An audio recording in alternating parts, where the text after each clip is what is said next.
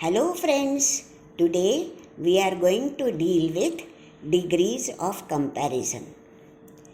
In our day-to-day life, many a times we are using adjectives like clever boy, tall boy.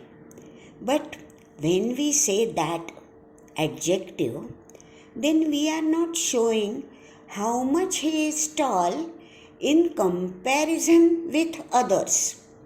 So, when we want to compare him with others in the same lot, then we are going to use degrees of comparisons. In other words, we can say that degrees of comparison means changing forms of adjectives to show comparison. There are 3 degrees of comparison: positive, comparative, and superlative. And it is possible to grow from one degree of comparison into another degree of comparison. How? Let us see today. For this, we will have to follow certain rules. Rule number 1. In rule number 1 also, there are 2 possibilities that we have to cover. The first one is given under A. When one person is to be compared with all others. For example, Ram has to be compared with all others in his class. Then let us see, taking the adjective as clever, we will say that positive degree means as clever as, and comparative degree means cleverer than, and superlative degree means the cleverest. So in positive degree, pure adjective we have used. In comparative degree, adjective plus er we have used. And in superlative, adjective plus est we have used. So the sentences are going to be like this. In positive comparison degree, we will get a sentence: no other student is as clever as Ram. In comparative, same meaning can be given as Ram is cleverer than all other students. And in superlative, without changing the meaning, we can say Ram is the cleverest student. In the same fashion, we can take other adjectives like say big. Big is the pure adjective which is used as big as in positive degree. In comparative, we will be using bigger than, and in superlative, we will say the biggest. But sometimes, friends, what happens?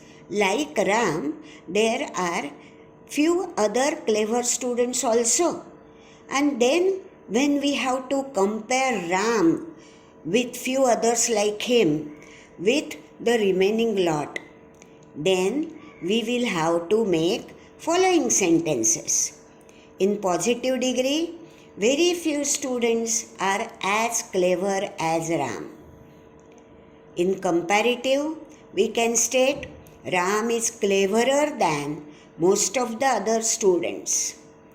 And in superlative, Ram is one of the cleverest students.